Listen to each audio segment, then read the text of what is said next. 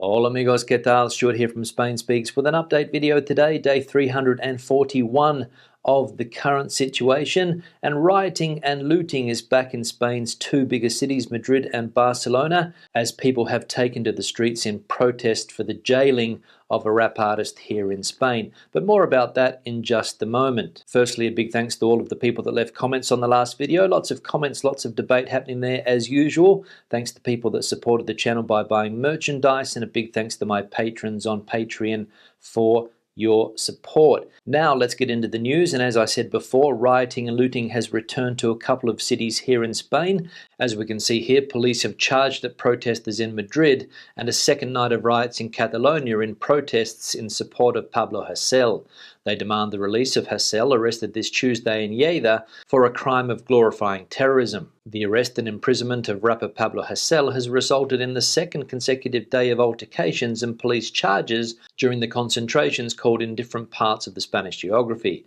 The altercations have been repeated in the acts of support for the rapper in Barcelona, Lleida and Girona, to which new riots have been added in Madrid and other cities such as Granada. So 2 nights of consecutive rioting in cities in the Catalonia region, and last night the riots hit Madrid and they were fairly violent. Some of the scenes I saw on television of the police fighting back against the demonstrators, not very pretty, and there were various rubbish containers burning around the central part of the city, both in Madrid and in Barcelona. But as we know, it doesn't take much for a riot to flare up in Spain. There's always somebody angry about something, and there always seems to be a large number of young people with a lot of spare time on their hands and looking for an excuse to cause damage and riot in the central parts of the city. Why do these riots start? Who is behind the riots? Those are the questions that are being asked today, and the media here in Spain is pointing the blame directly at one of the main political parties. As we can see here from this headline, the spokesperson from Podemos is encouraging the protests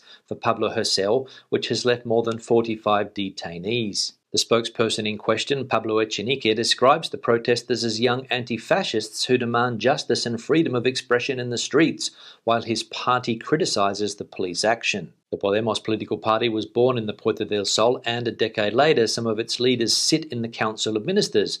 But while the members of the government are silent, other leaders of the Purple Formation have not hesitated to encourage the protest this Wednesday at Puerta del Sol. One day after the rapper Pablo Hasél entered prison and the streets of Catalonia burned again, the riots to demand his freedom have reached Madrid. Podemos parliamentary spokesman Pablo Echenique has encouraged the protesters, causing a great political uproar that the party has not helped to appease with its criticism of the police action. And the Madrid Premier Mr. Ayuso is also blaming Podemos and demanding that Pedro Sánchez remove Mr. Iglesias from his position for questioning democracy and being behind the vandalism movements. The mayor of Madrid has also condemned the riots of extreme violence after the imprisonment of rapper Pablo Hasél for glorifying terrorism, saying that in Madrid we are the ones that have to pay for it. So the political situation here in Spain heating up.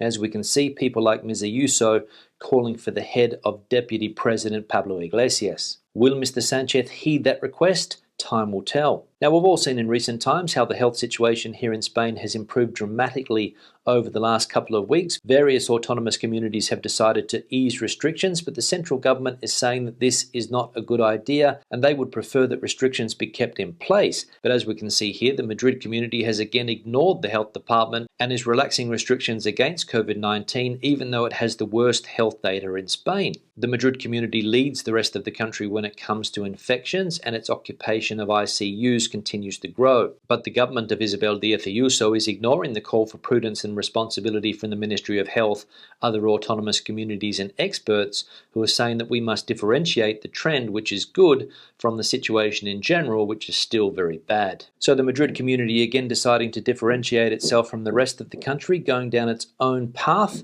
deciding not to listen to the central government, health experts and other autonomous communities on what the best thing to do regarding the pandemic is here in Spain. Now, there's some bad news today for travellers coming to the country from Brazil and South Africa, as the health department has decided to impose mandatory quarantines for passengers from those countries. The Minister of Health, Carolina Darias, has approved a ministerial order to impose mandatory quarantine for all people arriving at any Spanish airport from South Africa or from Brazil. It will be for 10 days and needs to be carried out at the address where you plan to stay in Spain, and there will be penalties if it is not met. The order is pending to be ratified by the National Court, the minister has specified, as there are fundamental rights that imply the limitation of mobility. So Spain now deciding to impose a 10-day mandatory quarantine for people arriving from those two countries, Brazil and South Africa, similar to what other countries around the world have done. I know that in Australia a similar quarantine has been in place for a long time now. I think the UK has also recently started something similar, and Spain now deciding to do this. I don't know about you, but I think it's a little bit too late. Now, there was some good news yesterday as far as vaccines are concerned, or at least there was good news for me. As this headline says, the Health Department will now vaccinate against COVID by age groups and includes in the range people from the ages of 45 to 54. Public Health Commission has agreed that vaccination against the coronavirus is from now on by age and not by groups. Under this new premise, it has also decided to use the AstraZeneca vaccine for the 45 to 54 age group. The body of the Ministry of Health, in which all the autonomous communities are represented, has made this determination to vaccinate by age, considering that it is the main risk factor for serious illness or death in COVID-19. So there we go. Perhaps I'll be getting access to the vaccine sooner than I had originally planned, as I fall between that 45 to 54 age group. Let's wait and see. Now let's have a look at the health data and progress in the vaccination plan. We can see here that complete vaccination has been carried out on 2.36% of the population, and people that have had one dose of the vaccine is now sitting at 3.32%. If we have a look at health data around the country, we can see that the countrywide risk level is still extreme. The total amount of cases, the accumulated incidence rate now down to 349. There have been 1,234 COVID-related deaths in the last 7 days. The hospital pressure now, we can see that 18,322 people are still hospitalised around the country with COVID, and there are 3,909 people in ICUs, which is 36% of all ICUs around the country. Now, some news about the economy now and those much-awaited European funds. The economy minister yesterday spoke to the press, and as we can see here from this headline, Spain has set out priorities for spending 140 billion euros in EU recovery funds. Reviving the small business sector and boosting demand is central, says top economy official Nadia Calviño. A top Spanish official has set out ambitious plans to use the country's 140 billion euros in EU coronavirus recovery funds to transform its economy, revitalise the small business sector and boost demand, despite domestic criticism of the government's management of the program. The funds are set to be delivered over the next 6 years, half as grants and half as loans, subject to an EU approval process, although Spain has already approved a budget that allows it to borrow 27 billion euros in advance of receiving the money. So an ambitious plan being set out by the government to revitalise the economy, some 140 billion euros of economic aid from the European Union, and let's see if the government this time around can truly make a change. What do you think? Is it going to happen? Let me know in the comment section below. Now let's have a look at some of the comments from previous videos. One here from A. Nelson: I think it will take more than a change of location to change the opinion of the Spanish voters. They have to see that corruption is being eliminated. Yeah, thanks for the comment. You're right. I think it's going to take more than a change of address to convince people that the Partido Popular has changed. Although here in Spain, people are pretty loyal to political parties. Both parties have their big supporter bases and pretty difficult to change people's minds. However, things seem to be changing here in Spain. We can see that the political system is a lot more fragmented than it was a few decades ago. A lot more parties around nowadays and the vote has been split. But you're right, the elimination of corruption is the key. Those political parties have to prove that they have weeded out all the corrupt elements inside them. The Partido Popular is trying to do that, but it is not going to be easy because the corruption in that party was very, very widespread, unfortunately. One here from Patricia: Ola Stewart, could you expand on the riots in Barcelona at the moment regarding the rapper Pablo Hasél?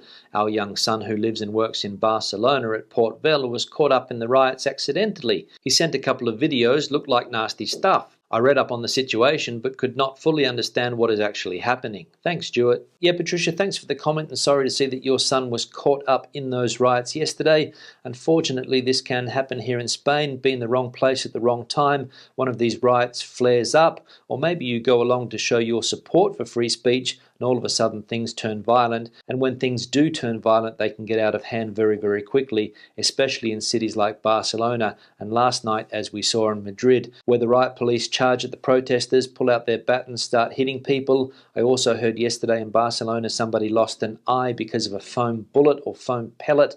I think, so it can be quite dangerous and probably better to avoid these things if you can. The protests, as I mentioned, are supposedly in support for the rapper Pablo Hasél and him being sent to prison, but it doesn't take much to set these violent groups off, as we have seen over the last few years. So we'll keep an eye on the situation over the next couple of days, but as I said, probably better to avoid certain parts of the city over the next few days. One here from Monica, and I think the main reason the infection rate and death rate has come down in the UK is the lockdown rather than the vaccine. I am 51 with a few health issues, but nothing that made me vulnerable to COVID, or so I thought. Had a text yesterday inviting me to book vaccines, so I'm booked in for Friday. Shame I have to wait 12 weeks for a second jab. My parents, aged 74 in Norway, are still waiting for their vaccine, but my aunt and uncle in Norway have had theirs. Yeah, Nikan, thanks for the comment. We spoke about this yesterday, that we weren't really sure why the infection rate had come down in countries like the UK, whether it was due to the vaccine or restrictions. Still not really clear, I think. Here in Spain, as we know, the health data is also improving.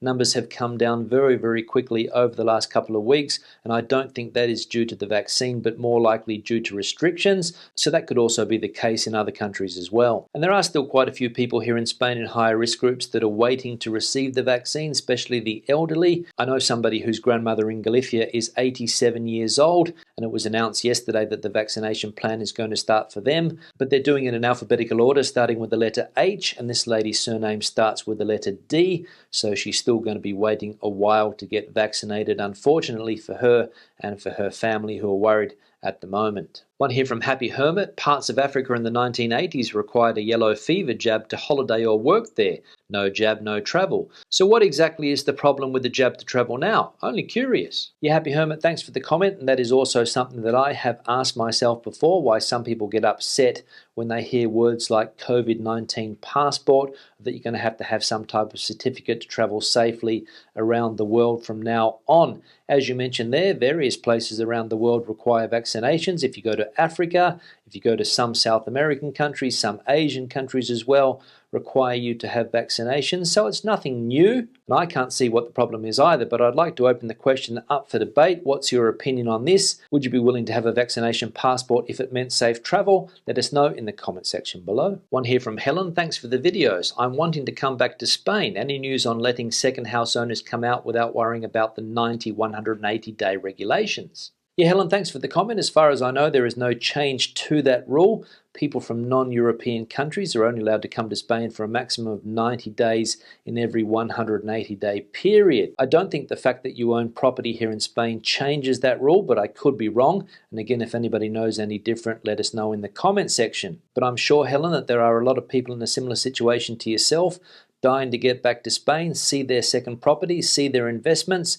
and get a little bit of sun on their bodies, because it's been a long time for a lot of people. And finally, one here from America. Sería nice el vídeo en español, o es que estos vídeos son para americanos. Hola América, gracias por el comentario. Sería nice, pero no lo voy a hacer porque este es un canal donde hablo en inglés. La mayoría de la gente que ve estos vídeos hablan inglés, y por tanto el idioma del canal es inglés. Not necessarily Americans. I'm sure that there are a few people from the Americas watching these videos, people from Canada, people from the United States, a lot of people from the UK, Ireland, Australia, South Africa, and other English-speaking countries. There are a few people that watch these videos here in Spain that are Spanish, but it's not the majority, and therefore the language of this channel is going to stay in English for the time being. On that note, I'll start to wrap the video up. Questions and comments, please leave them in the section below. Debate the situation out as you normally do. Give the video a thumbs up if you liked it, thumbs down if you didn't. I'll see you in the next one. Hasta mañana.